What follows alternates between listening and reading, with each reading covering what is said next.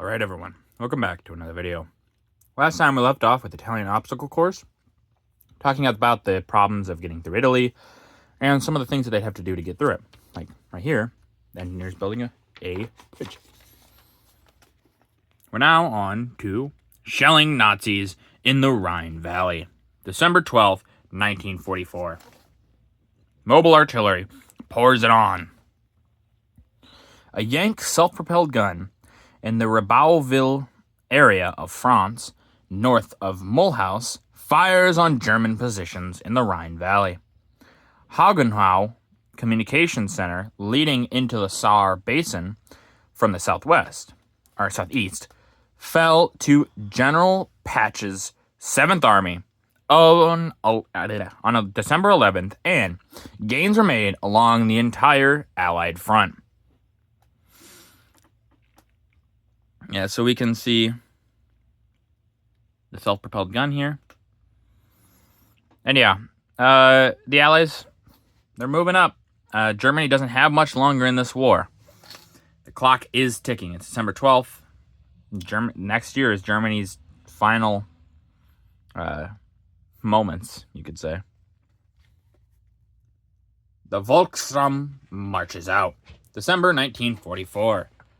Germany's Volksraum prepares to fight. While the main task of the Home Guard in Britain was over, the swift advance of the Allied armies into the Reich made necessary the formation of a German People's Army. In the middle of October, when Germany was already being invaded from the east and west, Hitler had delivered on an emergency proclamation calling on all male Germans between 16 and 60 able to carry arms, to prepare themselves for the defense of the fatherland. Volkssturm units were hastily formed in many towns and villages, each under the command of reliable Nazi Party officials. Some were provided with uniforms, but most wore civilian clothes, with an armed band bearing the German emblem, above a Volkssturm parade in Berlin. You can see these People's Army. And yeah, Germany is really scraping the bottom of the barrel at this point. They don't really have the men to continue this war, but Hitler, in his wild ambition, is going to try to scrape clean an entire generation or three of men. Men from the First World War all the way to men who were just getting out of school. It's the final death knell of Germany at this point. They're going to fight, and they're going to fight hard, but this is it. Artificial moonlight on the Italian front. December 13th, 1944. An aid to night action. A powerful searchlight illuminates the terrain in a forward area of the British 8th Army on the Italian front. Searchlights of this type played an important role on this front, creating a moonlight effect over roads, rivers, tracks, and obstacles to assist drivers moving supplies to forward areas within a few thousand yards of enemy front line positions. Yeah, you're going to try to come up with any little trick you can, artificial moonlight being one of them. If you can't get reliable regular moonlight, artificial will work just as well. And if you can use this to get up as close as you can, it'll help keep your troops supplied. It'll help make sure that the enemy is always wary and will wear them down, which is a good thing for you to have. The Reds ride on German soil. December 1944. Cavalry attack in East Prussia. Soviet horsemen swept across the fatherland, and below, a German pillbox is toppled over by Red sappers. The Russians invaded East Prussia as early as October 24th, according to an announcement by Stalin on that date. But the Reds were held to small gains throughout November and December. The big drive came on January 12th, and Tannenberg fell on January 21st. Yep. So they talked about in like a few pages earlier here, the Germans are being collapsed on by both the East and the West, and this is it right here. The Soviets are going to push fast into Germany.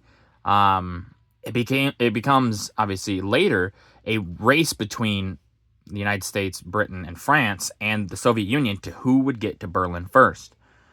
The reason, obviously, is after the war, everyone kind of knows what's going to happen after the war at this point. It's going to be more or less East versus West, the Soviets versus the West. So everyone's trying to get to Berlin first to try to make sure they gobble up as much of Germany as possible. The Soviets are going to beat everyone there. They're going to get to Berlin, and, well, it's coming up soon. Trouble in Greece. December 1944. Paratroopers battle Ellis forces. After the invasion of Greece by the British on September 26th, the war against the Nazis was complicated by Greek Civil War. Ellis left-wing forces were put down by British paratroopers in Athens. Here, the Tommies take cover behind a concrete pillar in Constitution Square. You can see the enemy seems to be that way. Hey, look, there's a hammer and sickle. Kind of know who's in charge of this Civil War. And then below, they run to engage resisting Ellis forces. We're not sure where, but I'm assuming somewhere up this direction is where the forces are. We can see the men running up, paratroopers getting in there. The Greek Civil War becomes kind of a complicated issue. It will get put down, but still happens. The Russians clear their flanks. December 1944. Drive on the Baltic and Balkan states. The long Russian front bogged down in the center before Warsaw, and the Soviets devoted the fall months to clearing their flanks of the enemy. They launched twin drives in the north and south, made peace with Finland, captured Tallinn and Riga on the Baltic, entered Belgrade on October 20th, and signed an armistice with Bulgaria, encircled Budapest in December. So they're catching up real quick. You can see here. They're moving in. They've conquered most of the Baltic here. They've got to Tallinn, to Riga.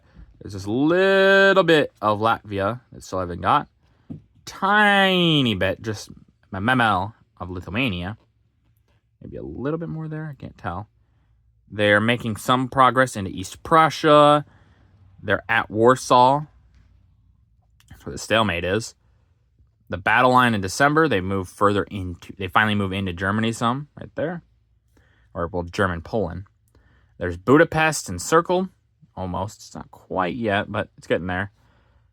Obviously, Romania, long been since defeated. They have an armistice with Bulgaria. And yeah, you can see it. Look at this giant line here. All the way down. It used to be, you can see right here, the line was all the way back here. But ever since now December, the line is pushed all the way up. Crazy to think about the progress that the Soviets make here. It's really astounding. We don't give enough credit to the Soviets in some regards because of what happens after the war. But they pushed hard, and they kicked the Nazis out of quite a bit of land. The Battle for Budapest. December 14th, 1944. A tank action thriller. Soviet tanks smash at enemy defenses on the right bank of the Danube at an approach to Budapest to engage the foe at close quarters. Red Tommy gunners swarm from a tank turret on the double. Enemy fighting was stubborn at Budapest. Hungary did not surrender until January 21st, and it was February before all resistance in the capital was quelled. You can see that's what they're talking about there. Here's the tank moving up, and here's the red Tommies, as they said, getting off the tank as fast as they can, and then they're moving up. Defeat on the Danube. December 1944. Some escaped, others didn't. Hungarian troops fleeing before the Soviet forces near Budapest crossed the Danube River and wrecked this bridge behind them. Others, not so lucky, were trapped along with Nazi allies and marched through the mud and water to a Soviet rear area. The bitter fight for Budapest was waged over many weeks, but the capital was completely encircled in December. So you can see the Hungarian troops that escaped crashed this bridge, leaving their allies behind. So this is actually kind of similar almost to a Napoleon, really. Napoleon had the same problem happen. They were running across. Someone blew the bridge way too early, and many people got trapped. And now these men have to suffer that. They're prisoners of war. And, I really don't I really feel bad for these men. They're going to the Soviet prisons. They weren't very nice there. Very much the opposite of what you would call nice. But with that, that's going to do it for this video. If you guys liked the video, leave a like. If you didn't, leave a comment. Tell me what I could improve on. I just appreciate your feedback. And as always, subscribe. It really does help out the channel. Thank you.